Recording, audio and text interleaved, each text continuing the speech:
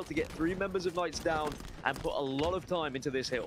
They got to stop the push that's coming from Green, and Johan, he's forced to back up. He's going to have to leave his hill player alone. The Knights, they want to stop this one from going in the direction of Centenegra, but Centenegra need this point. Like you said, Dan, there's a couple of players for Johan to try and deal with, and he's actually playing his life so well right there that he probably is going to be able to award his team the point. But tapping buttons, repulses from bottom mid, denies hill time from being captured momentarily, and now all you need is a toe in the hill for Centenegra to capture this point. Remember what happened last time between these two? It was 3-3 and it went to a reset, and with only 1 minute left on the clock, that is definitely a possibility already. Centenegra will get one back, and they are in this next hill. 2 members are down for Knights. Centenegra are scoring. 3-3 is looking entirely probable, even at this point, unless Belugod can do something, but he gets taken out by Magico. Centenegra continue to score, and the Knights just need to calm this one down. They were able to eat away at so much of the clock, but they need to manage to find an extra gear here to ensure they keep Centenegra out of this hill. Bullets gets taken down, and that's the entry pick. That's the entry pick the Knights need in order to collapse. Here comes Atso out the big door. Here comes players from the pillars. And the Knights, after getting that kill onto the bridge player, are going to be able to retake this setup. And now looking to try and end this one. There's a minute on the clock as well, Dan. So even if the Knights get taken down, if they can neutralize the hill for a minute, it'll work in their favor. But this hill, it's typically controlled at all times, I would say. So clock, maybe not as big of a problem for Centenegra as we enter what I would say the last few stages of the game. It's very difficult to play the clock on this hill. You are absolutely right. And Centenegra are scoring, and arguably close to making it 3-3 as well, because 2 more have fallen from the Knights. Centenegra are in position as well to watch the spawners. There's a trade that happens elsewhere. Drift also gets taken down. 3 are dead once more, and the point is going to be secured here. It's 3-3, and what a comeback from Centenegra. One last hill, though, to try and split this. Otherwise, we would go to a reset, and it'd be first capture wins. Knights are in position, but Centenegra will steal the position off them very quickly. Only 2 Knights were in position because Centenegra were able to stagger the respawns. They were able to kind of force split spawns there, Dan. That was massive by them. Somehow dealing damage to those players. Front tower blocked the spawns for the Knights. Because of that, they spawned house. Because of that, they had a 4-on-2 push. Then they were able to turn around. And in the meantime, Nasty Bullet has acquired the overshield. Magico, though, with the heat wave against the sniper rifle, but Atso manages to just get the shot to help him. And the worrying sign is, when there's 36 seconds left on the clock and neither team has been able to get a huge chunk of time, you start to think, do we just accept a reset at this point? How hard do we commit to this hill? Atso has 1 bullet left in the chamber, will have to reload. Points will be scored. 2 are dead for Centenegra. He drops the sniper, but okay, he's going to pick it back up. Maybe he was thinking a teammate was going to take it. Maybe he hit the wrong button, but maybe just by confusing himself, he left himself vulnerable to the grenade, and here comes Centenegra. They are going to push in and try and take this hill for their own. You can tell it's a little chaotic on the side of the Knights. That exchange of the snipe should have been very clear instructions to the teammate. Take this, or Atso should have just taken responsibility upon himself. Because there's a bit of a blunder, because they hesitate, they're not nearly applying the kind of pressure that they could have been if they were focused on the actual game at hand. Because of that, now Centenegra have taken over the tower, and this is going to be a tough one to break down, and they're not going to have a respawn to do it. This game is over. Centenegra are now down 1 game here in the reset of our grand finals. Knights have thrown that one away. They were 3-1 up. They started to play time. Maybe they were hoping the clock would go in their favor. And then they were going back and forth. They were getting the hill. They weren't getting the hill. And in the end, Centenegra kept taking advantage of it, and they kept playing for their lives. They knew what an important game this was. They knew they had to win this to stay alive in this series. And it means it is going to be 2-1. It means we are at least guaranteed a game 5, but I wouldn't have expected anything else between these 2 teams, because this has been nothing short than amazing in this grand final, and then grand final reset, of course, between these 2 giants in the LATAM region. Such an important win, Wes. This could have been a very different story if they were not able to secure it. No, and they shouldn't have been able to. I think if you're Atso, you're kicking yourself right now, right? You should have been in a position, probably top tower, in order to play that situation definitely with that snipe. Even the hill being neutralized, not the worst case in the world, but because the moment gets a little bit too big, you try to get too cute with dropping the snipe there. you lose not only yourself, your teammate goes down as well, because you're sitting there trying to have that micro conversation while the other team is focused on pushing you, and it's just not the time of day to do that, especially not in the grand finals. And it's going to cost them, because that could be exactly what Sintenegra needed to get right back in this series. And what Sintenegra really needed was Magico to pop off. He dropped 31 that game. 31 kills, 28 for Bullet as well. An absolutely fantastic game from this roster, who arguably had their backs against the wall. Series on the line at that point. 3-1 down. And they are able to come back into things against the Pittsburgh Knights, who are definitely going to be kicking themselves. I don't know how they threw that one away. Maybe they got a little bit too desperate with some of those hills in the final moments. I thought for sure we were going for a reset. I thought it was going to tie 3-3. No one was going to be able to get, that solid setup. You are right. Maybe just a little bit of a mistake. Maybe Drift not necessarily knowing what to do with that sniper rifle, and it could have changed things. But coulda, woulda, shoulda. Hindsight, all of that jazz doesn't matter now. All we know is that we are in to game number 4, and it's going to be a 2-1 lead for the Pittsburgh Knights. And I think that if we can see the momentum gathered here by Sintenegra, then there is no reason why they can't use this as a driving force to get back into this series and also try and destroy the morale and confidence that Pittsburgh Knights have had for the last few games, especially when we are going into Capture the Flag Catalyst. And again, Wes, it is another game we saw in the winners bracket finals, and it was a Sintenegra win. They won it 3-1 against the Pittsburgh Knights, so they will be feeling so confident going into game 4. You gotta swing momentum here if you're Sintenegra. If a better game type could be chosen, I don't think there's one on the list, Dan. I think Catalyst, CTF, Sintenegra are gonna go in confidence. And the fact that they were able to steal game 3 to stay in this series, like you were saying, going down 3-0, you can best believe we're all punching our tickets out of this one. But I believe in Sintenegra now. After stealing game 3, the game 4 Catalyst CTF can be the momentum swinger that they need in order to get to that game 5. And dare I say, if they can take game 5 as a Slayer, we're talking about the potential reigning champs going down. Gotta win the Slayer though, and we've seen how difficult those Slayers have been to win. But first, it's Capture the Flag on Catalyst, which is quite often absolute carnage, to use a different C word than maybe sometimes I might think. But 11:40 on the clock. Overshield is already grabbed as well. That is a very early Overshield grab. That was a very quick push. And where did he disappear to? Tapping buttons, just absolutely dipsy-doodling everyone, as Strongside used to say, and he's still alive. Viva de Leche stays alive, milks his life perfectly. Eventually gets taken down there. It does look like Sintenegra have broken off to an early lead. They have map control for now, and so often did we see with map control it transition into flag caps for Sintenegra. You do have to start to wonder, how is the stamina of these players as we get into the late evening over in Mexico, the early morning over here in Europe. But wherever you are in the world, you know you are witnessing one of the greatest grand finals we've seen in HCS history in Halo Infinite. And it's difficult to call which way it's going to go. It looked for sure like the Pittsburgh Knights were going to run through Sintenegra after their first 2. But that third game now puts Sintenegra in with a shot. And going into Capture the Flag Catalyst, they've been so good at this game type. One is dead on the side of Knights. Flag has been pulled on both sides. We're going to get a little bit of a flag standoff here unless we can see a quick return. But Bullet is going to take down Atso. And Sintenegra look the more likely to score this one, Wes. Yeah, the kills are going in the favor of Sintenegra now, but just as I say that, 2 go down, Dan, and that's probably going to be the next touch going to the Knights' favor. Johan, he had the right idea in dropping the flag and advancing on the map to try and potentially help the last player alive, but unfortunately wasn't able to get there in time. 3 are dead currently for the Knights as Overshield's coming up here in 3 seconds, Dan, and if you get this Overshield, it can mean so much to trying to get this return. Who's brave enough to go for the Overshield, though? That's the question. Because if you go for it and you fail, you leave your team at a numbers disadvantage. But it doesn't matter because Sintenegra, they were able to get the return before anyone even thought of the Overshield. And they find themselves 1-0 up, and Drift, he gets absolutely dumped on by Johan. And Johan says, I tell you what, I'll put a few extra bullets in your body to let you know what's just happened.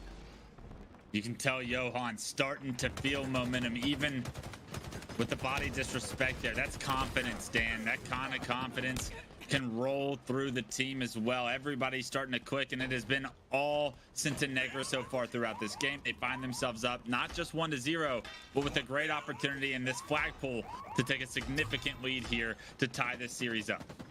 3 were dead. Tapping Buttons was the last remaining player. He got into the base and he pulled the flag. Pelugod has been able to get a kill onto Johan, but the flag doesn't get tossed in. Unfortunately, it kind of hit the wall as well, so it's going to be in an awkward spot. Pelugod and the rest of Knights maybe going to try and go for a counter cap here, because two were dead, 3 were dead. Flag still moving, and they've got the return. What's going to be the opportunity strategy now for Centenegra? Are they going to be able to get into the base to stop this one? Great grenades. 2 are dead. This is back and forth. This is bloody mental. Bloody mental. Bloody.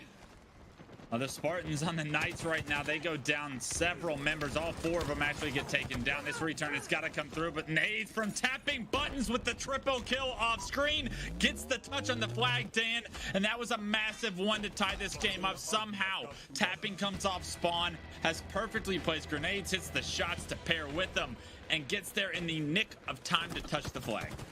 Forget Tapping Buttons, he is slapping buttons right now. He is hammering them as hard as he can to ensure that he does what he can to help this Knights roster try and get closer and closer to winning this grand final and really lifting that trophy that they probably feel like they deserve after the years they've had and how dominant they have been throughout this scene.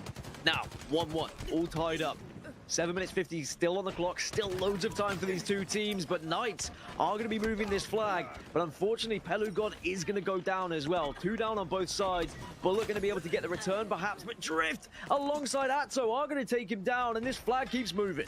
What a sight line for the Knights to have across the map to get that player off the return, and who better than Atso to be in a position to get the touch, to finish the run, to take the lead. The Knights have now taken the lead here in Game 4. They do not want this series to go the distance. Game 7 was great the first time around, but you got to think they want to put a punctuation on this championship. Like you said, they've been working their tails off for years to be in this position. They have to capture this moment. Nice shots again from Bullet. You need someone to step up again on Centenegra. You need to answer back to the individual quality we just saw from Tapping Buttons on the other side. A game-winning moment, perhaps, with that triple kill and then getting the flag run, but Bullet now moving a flag of his own. 2 are dead on the side of the Pittsburgh Knights, but look at this contest. That's going to be a big fight. Bullet trying to stay alive, but Drift gets the kill. Will be an assist, though. Magico's there to pick up the flag and pick up the pieces here for Centenegra, but the grenades, Wes, the grenades again are absolutely on point for these teams. Good trade from Tapping to finish that sword player off. The flag gets stalled over here on the right side of the map for the side of the Knights, but they got to get the return. There's one more player to deal with. It's Johan. He's been a pain in their rear for too long. As he's able to stay alive, does he get the touch is the question. He does. He gets the touch. Johan creating chaos still. Even when he was down numbers, he's bought enough time for the rest of Centenegra to show up. And Magico, he's got flag in hand, and he's going to be able to tie this game up. And that's all because Johan just stays alive and plays the situation perfectly. It's these individual clutch moments, isn't it? Clutch. It's Johan, it's Tapping Buttons, it's players stepping up in the grand final on the biggest stage in front of probably the biggest crowd that they've played in front of in quite some time. 2-2. Everything slows down and it's a little bit quieter here on Catalyst, but as we say that elsewhere, Guardian has been able to pick up a kill. Tapping Buttons goes down. 3 are dead on the side of Knights. Pelugod, the last remaining defense here, and he gets a great pre-nade, which will allow him to surely stop any sort of flag pull.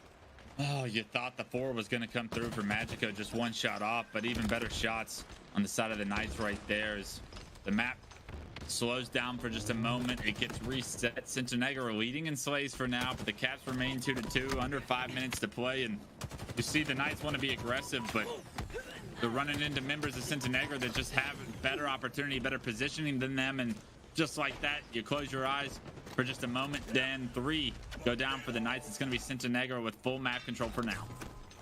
And the slays that we're seeing from Centenegra are far superior than their opponents, but being in the right place at the right time were Knights, or maybe Centenegra just running that flag the wrong way, maybe not knowing which side were spawning, whether it be gold, whether it be ivy, and on the back of it, Atso now can run this flag for the Pittsburgh Knights, using the repulsor just to project that flag a little bit further. And here's the patience. He was waiting. He was baiting. He was hoping that someone was going to walk around that corner, but he's got to make it count. And Johan eludes him for long enough to allow a teammate to come and join the fray. His flag is still out, but I don't think it's going to be touchable. Drift is going to be the player to get closest to it. And on the other side, Guardian now moving a flag. Yeah, Guardian consistently focused on the objective. Once again, pulling the flag. He's unscathed. He's got it across halfway, running it up his ramp. I'm not quite sure he's going to be able to punch this one in, though. But as he takes a look at the observer mode, no return in for him yet, so he's got to stall. But there's multiple members of Knights around him now on this ramp. He's got Atso in front, tapping in the back. He gets rid of Atso. That's massive. Tapping looks lost, and because of it, Guardian gets the double. Pelu, he's gonna have to try and milk his life here. He's got to stay alive, but there's 3 members of Syntenegra surrounding him. They're gonna be able to get the return, and with the help of Guardian making one of the most incredible plays of the day, they're gonna take the lead here in game 4. It's another flag standoff, and it's another one going in favor of Syntenegra. Knights took the lead for a short while, but Syntenegra answered back in such an emphatic fashion. And now they are just 3 minutes away from tying up this series as well. But I don't feel like that is going to be the last flag that we'll see put into its capture point on this game. Syntenegra lose a few. The Knights starting to get a little bit more aggressive, but Johan has a sword in his back pocket. And I'm sure he's going to be putting it to use very quickly. Pelugod not able to escape with the skewer. And there is kills going on left, right, and center. And so many big fights being won by this Syntenegra roster. They are absolutely firing right now as Bullet makes it all 4 dead. Specifically, Guardian really picking up his play here. If you want to win a championship, everybody's got to start making plays. And Guardian taking it into his own hands continuously, starting to win some pivotal battles that have determined the score here 3-2. 2 minutes and 30 seconds on the clock, Dan. And if you're Knights, you start to feel the pressure of this series being tied up all of a sudden. Syntenegra had lost 3. Knights, they wanted to fly in. You could see that Atso really wanted to push into that base, but he was aware that spawn's going to be happening anywhere. But in the end, his life is shortened by a couple of grenades. A good trade as well to get a double. Guardian, we've seen what he can do with the battle rifle, but he's also got a skewer in his back pocket.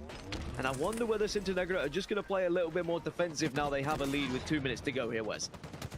Yeah, they're going to get defensive minded, you'd have to think, but honestly, 2 minutes is such a lot of time, right? You need to acquire this overshield, remove it from the potential win conditions from the Knights, and they get a couple of kills, so this should be their overshield going into their hands as well. Although Pelu has been able to pick up a kill, I believe, before getting taken down. But as he gets taken down in the kill feed, that should surely mean Syntenegra not only have the skewer to play around, but the overshield as well. Magico trying to be sneaky, does get spotted out, should win the first, but the grenades eventually shut him down, maybe quicker than he would have liked. And Johan's playing it slow, because he's the last remaining player up, and if he can get a kill here, it can be so effective. It can really ruin any sort of push, any sort of chance of capturing. But there we go, tapping buttons connects with the skewer. That's the initial pick that you need. Does he know there's another player though? Does he know that Guardian's there? Does anyone know? Yes, they do. 2 are dead. Knights now can run this flag, but are they running it the right way? No, they're running it into Bullet. They've got to be careful that Bullet doesn't manage to take one of these down here. Yeah, Bullet actually overextended. He's got a teammate with him. It's up to Bullet and Johan to try and take down the 3 members from the Knights. They get the first, and they're able to stall this flag run. Multiple players from the Knights are actually dropped to no shield due to the grenades. And did they buy enough time is the big question to ask the Syntenegra fans here, because although great damage came from Johan and Bullet, they get taken down, and now it's up to Guardian and 1v3 to try and stop this one. He gets taken down from Drift, and now all of a sudden with 25 seconds, this one's going in, Dan. We're looking at a potential overtime situation. Overtime on the horizon. 20 seconds left before we get those extra minutes on the clock, and of course that reset of the spawns as well. Is anyone gonna be brave enough to go for a pull? Drift was thinking about it, but he gets spotted out. Bullet's on the defensive and eventually will secure that kill. What about the other side? Anyone to get a pull? Does not look like it's going to happen, so there is going to be overtime. We do get a little bit of a breather for these teams, but not a long breather. 3-3 and an extra set of minutes to try and decide who's going to be winning this one. This has been an amazing game number 4. An amazing game 4. And let's talk just briefly about that last cap that we saw the Knights be able to get, Dan. As tapping came into the base, he found the pick. He and Drift were pushing up towards the flag. They realized, hey, it is way too quiet for us to be able to pull this flag. Where are the members of Centenegra? They snip out the rat in the back of the base, and because Drift is able to get that kill, it almost guarantees that the Knights were able to punch that third flag in and tie that one up before overtime. The amount of overtimes, the amount of resets we've seen between these two teams just shows how close they are in terms of their skill level, and that is an amazing thing for this region, considering how far the Pittsburgh Knights have been ahead for so long now. They finally have someone who's really challenging them, pushing them to the brink, but this flag is on the move, and it could be the last flag for the Pittsburgh Knights, but he doesn't get around the corner, and Centenegra now have the player advantage. Johan has the sword. He's watching over it. Two players there to try and get the return. Grenades coming in from the Knights. Pelugod has got the touch, and he's got away, but he needs to help the team to fall. There's one last player. It's Guardian. Can he actually do something with his grenades? Pelugod says, actually, screw Guardian. Let's move this flag. The Knights should be able to punch this one in, and they will go 3-1 up in this series. What an overtime performance on the side of the Knights. It was Drift getting that flag on the move, and he basically gets it all the way to his base, allows the respawners to impact the flag run with some beautiful grenade placement. They're able to deny the return, which you thought was going to come in from the side of Guardian and the boys, but just not enough presence towards your objective. That's the big risk on that map, Dan. If that flag gets on the move, it can quickly end up on the other team's half. That's all they needed in order to compete for it, and with that competition, they were able to come out on top, and now just one game to go to claim this championship. Just one more game. We've heard one more game be chanted through that crowd many a time this evening, and perhaps they need to keep chanting it if they want to see us go further, because it seems like the Pittsburgh Knights have finally found their form in this tournament. I know they were 3-0ing all the other teams, but Centenegra, their first real test, and they found themselves dropping into that elimination bracket, but they've come back, they've reset it, and now they're one game away, as you say, from calling themselves the champions of the HCS MX Regionals.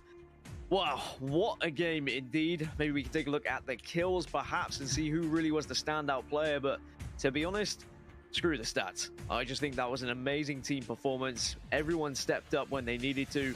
It's going to be a bitter pill to swallow for Centenegra because they were so close, Wes, to tying up this series. So close.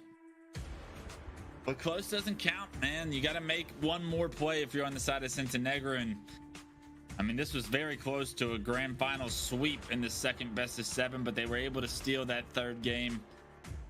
Now you find yourselves down 3-1. You do go into a Slayer, and Dan, that's the bad news for the Centenegra squad, is the Slayers, they have not been friendly to them today. They have not. The only time, though, that we've seen them win a Slayer against Pittsburgh Knights was in the winners' final, and it was Recharge Slayer, which is going to be the next game type. But of course, in the previous best of 7, Recharge Slayer went in favor of the Pittsburgh Knights. So both of them have won it today. So who are we going to see? Are we going to see the winners' bracket final Centenegra on this map, or are we going to see the grand final Pittsburgh Knights? And I know which one I'd be leaning toward after what I've seen in this second best of 7. But Recharge Slayer, the final chance for Centenegra. Otherwise, Knights are going to be the champions. They will be the ones lifting the trophy, and even though they were the ones predicted to do so, I know full well there are a lot of people in that arena who would have been hoping that Centenegra could have gone on that fairy tale, that Cinderella story, to become champions themselves and topple the giants. But they've got to pick it up, Wes. They've got to find and dig deep here. Otherwise, they are going to fall short against the Pittsburgh Knights in not just 1, but 2 best of 7s. It's now or never, and digging deep isn't easy when it's this late in the night, when you might not have the fuel in the tank in order to get the job done. But if we've learned anything about the Centenegra roster, is that they're going to shock us, they're going to surprise us, they're going to create some opportunity for themselves. The Slayers, like we said, haven't been good, and it's been on the back of some power-up control that they've lacked. And as I say that, I believe there was a player that had the ability to potentially sneak away with that camo. Fortunately, though, he's going to get away with... He's going to get taken down, so Centenegra fans can rest easy for now. The power-up's not going to create too much of a difference here at the start of the game, and in fact, they've jumped out to a 4-2 lead. It's a great start for Centenegra. A kill for every player as well. That's going to do wonders for everyone's confidence and make them believe that they still are alive in this series, and they're not going to fall short and fall at this final hurdle after being so far ahead in this race. 7-4. Nice shots coming out from Pelugol, but not nice enough. Sintenegra extend their lead. They double the scoreline over the Knights. Shock rifle now in hand of Johan, and we've seen this before this tournament. He is deadly with this weapon, and if he can start to heat up, he can keep Sintenegra's hopes alive. Gotta make a play, Johan. Gotta hit a shot. Can you find Tapping's head? No. Just briefly misses that one, and you don't want to overextend with this weapon. I feel like so often we're seeing over challenges in this situation. Just Johan needing to play his life right now. Up 9-4, Sintenegra. You're able to slow this one down and play at your pace for what feels like the first time in the series. Things are slowing down. Tapping buttons maybe look to try and speed things up, though. We saw how slow the Recharge Slayer was in the previous best of 7. But then as soon as Tapping Buttons and the rest of the Pittsburgh Knights had control, it completely sped up, and they won by 13 kills. I think it was 50-37 in the end. But right now, they can't really find that same kind of pattern of play. They're down by 7. Magico makes it down by 8. Sintenegra, they are still alive in this tournament, still alive in this series. Great grenades as well. They've done a lot of damage, and if I'm Magico, I'm screaming to my teammates, saying that long haul, they're all weak. We can collapse, but oh, what a shot from Drift to make sure he gets shot down. Yeah, beautiful shot from Drift, but good information. Drift actually hits another one as we see a switch of point of views. Now we're on board with Drift. He's hit 2 shock rifle shots in a row that were pretty incredible.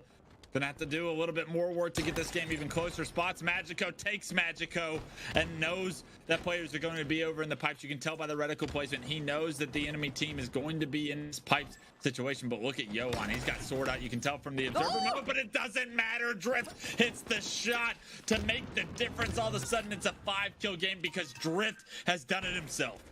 Pings the sword and says, I don't need it. I've got a shock rifle. It actually won the battle against the sword. The curve slide into the sword, and I think he gave that player a fright of his life. Gave me a fright of my life. That was one of the best sequences I've ever seen, and I wish we had seen the first 2 shots, but just knowing what he did was incredible. Well, he still has that shock rifle. He can still put on a show for us, but we switch away and watch Guardian die instead. And Bullet now is going to be trying to do what he can for Sintenegra to stay alive, but 2 of his teammates have fallen. I like the play. He's going to get the repulsor just in case he has to eject someone off the map if he gets pushed, but he's able to slow it down enough so that teammates get the spawn. But just like that, Knights are now within 3. It was once an 8-kill difference, but thanks to Drift and the shots he's been hitting, the Knights are very much caught up here.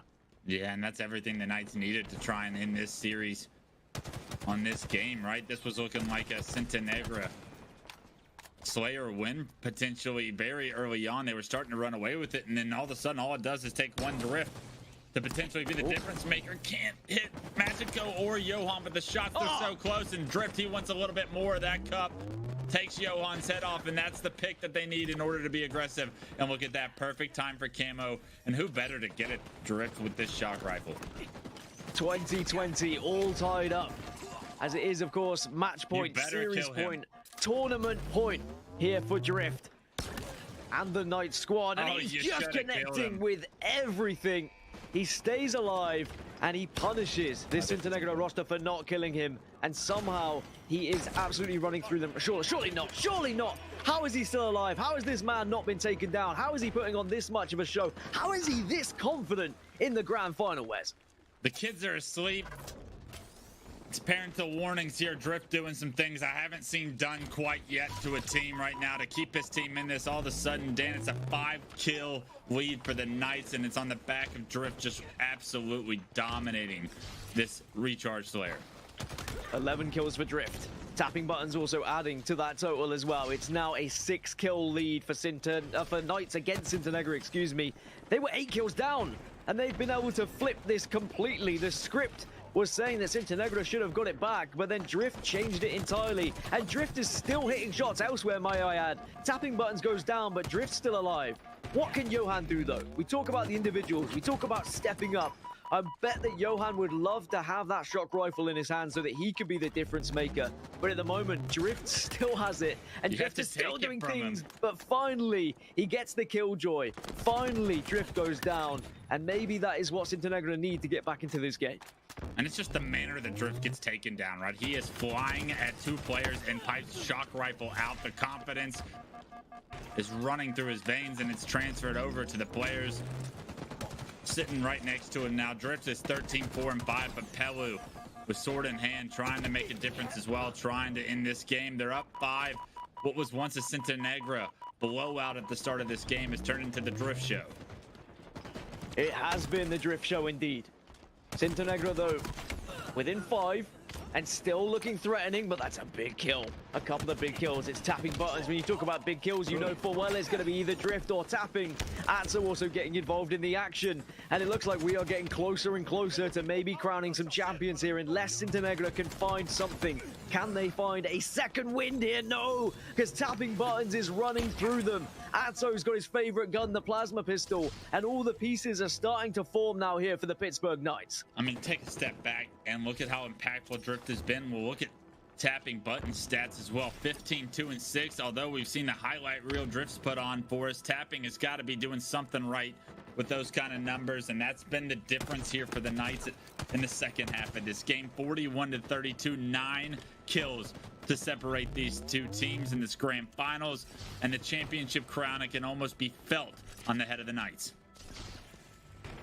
Knights had it all to do. They came into this grand finals needing to win not just 1 but 2 best of 7s. Buller, though, gets a kill, and the push comes through. The aggression is there, but oh wow, Drift manages to get some more impactful kills to put them just 5 kills away from calling themselves champions here. Johan doing what he can, but perhaps it's just a little bit too late here. Santa Negra will try and slow this one down, but with Knights only needing 5, you know full well they're going to charge him, but that could be a huge kill, taking the sword down. Massive. He actually slides in front of his teammate. The sword player's so focused on trying to get to his teammate that he eats the melee from Johan. Perfectly played the bait and switch situation onto a sword carrier. You never see that one work out typically, but needing everything to go in their direction here for the side of Santa Negra. They got to stay alive, find a way to get these kills, and Atso, his shots are good. They take down Johan, and now just 2 kills is all the Knights need.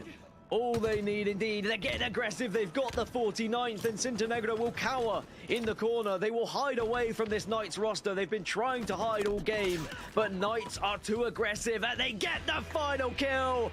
Drift celebrates. The Pittsburgh Knights, their reign continues. It was a difficult journey for them, and boy, did they put on a spectacle, but in the end, they once more are crowned champions here. HCS MX Regional Champions are going to be the Pittsburgh Knights. It was never in doubt, Wes. It was never in doubt. I'm going to say it was in doubt just a little bit. I think we have to give props to Santa Negra, the show that they were able to put on all weekend long, especially in the winners bracket finals and the grand finals. Hats off to them. They played lights out. We didn't even know they had it in them to play at that level of Halo, but it's only right that the Pittsburgh Knights come out on top at the end of the day for this region. They have put in so much work for this moment, so much time across the past 3-4 years towards the end of Halo 5, and these guys, they've worked their tails off to achieve this goal.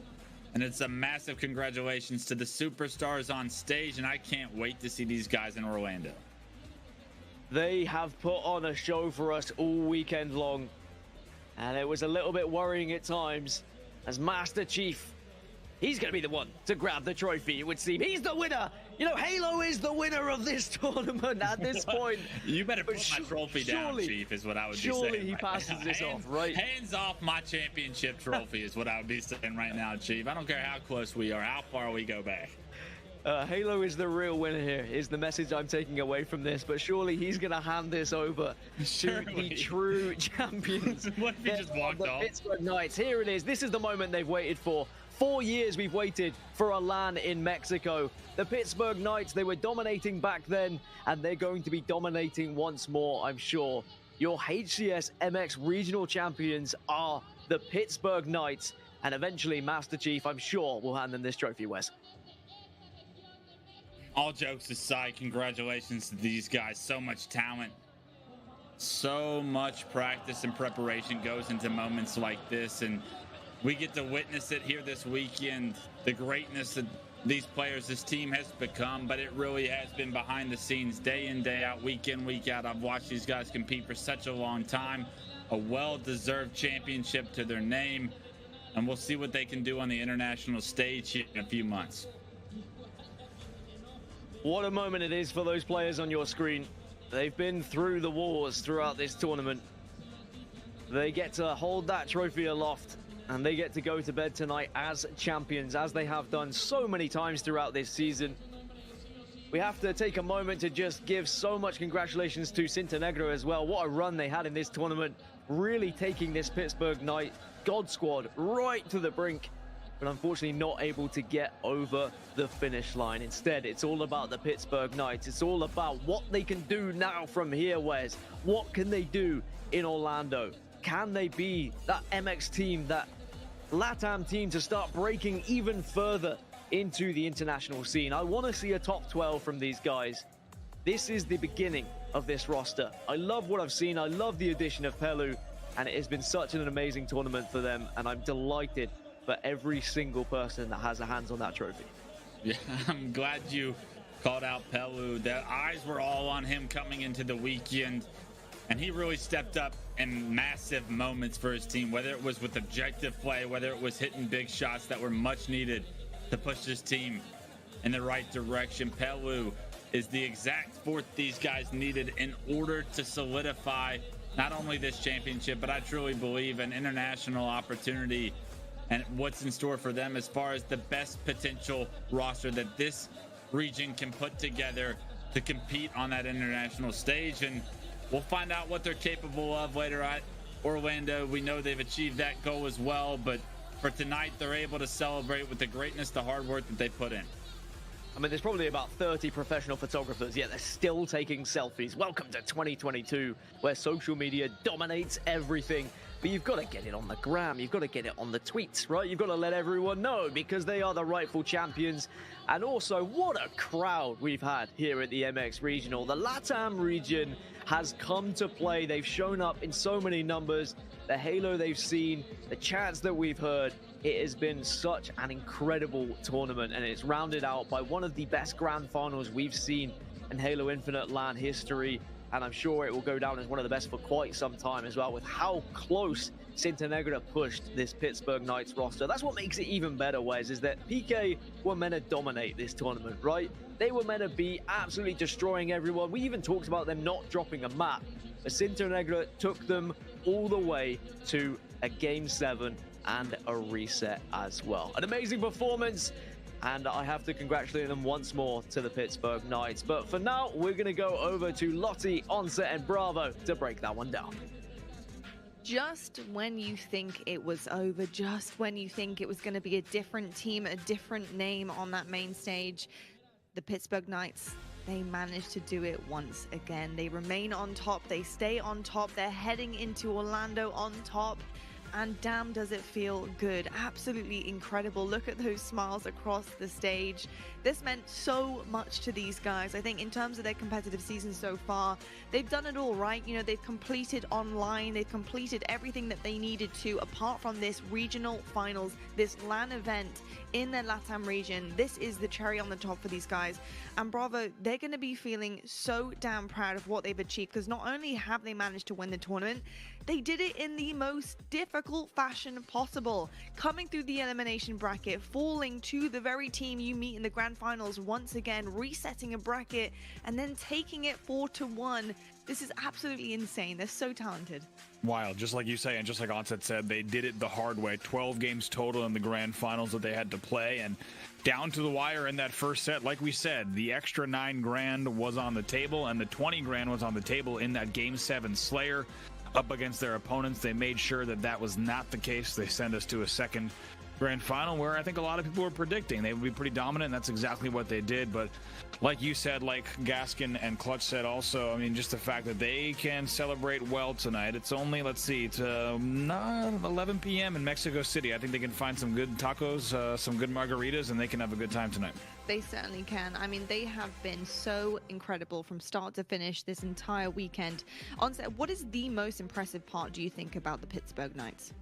Resilience. It really does come down to that for me. Yeah. They showed so much heart. I was talking about Sintonegro's heart and how they were refusing to go down, and that was true right up until the very end. But experience and resilience, I think, was the difference. Their ability to adapt to the way that Sintonegro were playing in Slayers and win those Slayers convincingly across the board, across both series, really was something which I think a lot of teams would love to be able to do, to be that consistent in those Slayer game types. But you just look at them, and you need a player to step up to win you a championship. What Drift did in that last game was almost undescribable. Like, he was just dumping on people. There's no other way to put it, really. Like, that shock rifle was not missing. He was hitting every single head that he could see, and he just took over. That grand final will be remembered for the comeback for both teams, but also for that performance in that Slayer from Drift. Yeah, it was absolutely lights out. I mean, all of them were just frying by the end of it as well. And I've got to say, obviously, you know, pushing forward with this new roster as well, it was ballsy of Knights to come through and make a change. And Pelugard coming on board has been a really welcomed addition to the team. Do you feel like this roster right now is going to thrive, especially heading into Orlando, Brav? I think this was big for them, right? I think if they did this in a different fashion, they might have some different energy coming through. If they just won the winners finals and instead then took the grand finals in something like 5 games, it'd be a little bit different. But I think they got tested way outside their comfort zone in this tournament, and then they still clawed back, not just in the whole grand finals, but let's also talk about each game, right? They were down by 100 points in strongholds, they're down by 12 points in slayers, and they're always coming back, just like Mark said, so resilient and always finding what it takes. So I think the way that they won this tournament is actually going to propel them even further and realize, hey, let's not make this as close, let's double up on the work and the prep before Orlando, because we can really do something here, and we want to make sure we don't find ourselves in a similar situation than we did in the winners finals. Yeah, 100% here, and you can see the journey that Knights have been on with our bracket on the screen. Knights obviously coming through the winners bracket side of things, and nobody would have doubted that's the way they would have gone. Semi-finals, 3-0 Timbers Esports knocking them down. They then meet Cinta Negra in the winners finals, and unfortunately don't manage to close that series out. It was 3-1.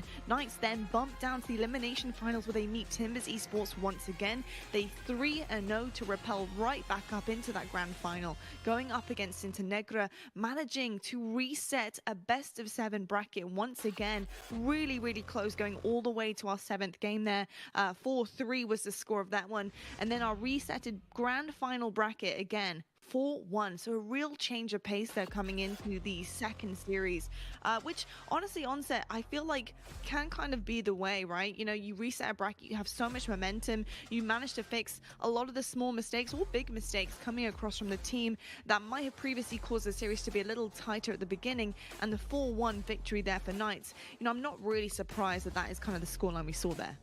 Yeah, the second part of the bracket, the reset, I think Cinta Negra just ran out of steam. It was as simple as that. Losing that game 7 hurts so much, to know that you've had an opportunity to win a tournament after everything you put in, and you come up just shy of that, you know, the prize pool, the glory, the trophy, and being written into history, right? It's heartbreaking for Cinta Negra, but it shows, again, experience, everything that Knights have on their side. That's what you need. You need those players, you need those personalities who have been there, have done that, and they have some of those, and it means that they end up with $20,000, as you can see here. A wonderful result for them, the biggest prize pool we've ever seen in the MX region, Lottie, and they're going to take it home.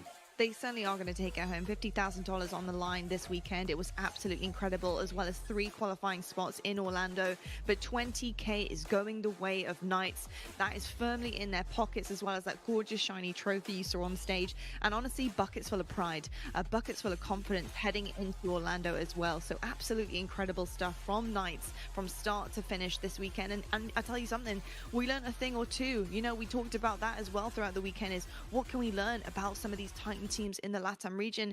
Well, we learned that Knights, they can actually be dented. The armor can be scratched. However, that armor can get very much thoroughly repaired within a couple of series, which is absolutely amazing. So I'm excited to see Knights really go back, look at the footage, look at the VOD from this weekend, figure out what they need to fix, what they need to clean up heading into Orlando. And I'm excited to see a squeaky clean squad coming into Orlando. That's going to be a huge world stage for them. So really excited about this Pittsburgh Knights roster, and congratulations once again, your MX regional champions. Absolutely insane stuff. Well, that is going to do it, folks. I'm very tired. You boys must be exhausted, to say the least. Thank you so much for joining us, though. Onset, Bravo, Gaskin, Clutch, all of the production team, so many people behind the scenes making this happen, and of course our friends as well on our other stream who were also hosting and live in Mexico City too. So massive GGs to you guys, and thank you so much for buckets of fun. And Folks at home, I hope you enjoyed your Twitch drops. I hope you enjoyed all of the action. That is going to do it. Celebrating, of course, the LATAM region here with us in Mexico City this weekend. Congratulations to Knights, your MX regional champions. And resetting that grand finals bracket was pretty extra special. Remember though, guys, coming up next, we do have on our roadmap the NA Super, which is happening August 5th to 7th. And then we have Orlando, which we have been talking about all weekend long, September 23rd to the 25th. So make sure you guys have that in your calendars. We hope you've had a blast watching all weekend long. We've had a blast bringing you all of the action your way. We will catch you next time for plenty more of the Halo Championship Series.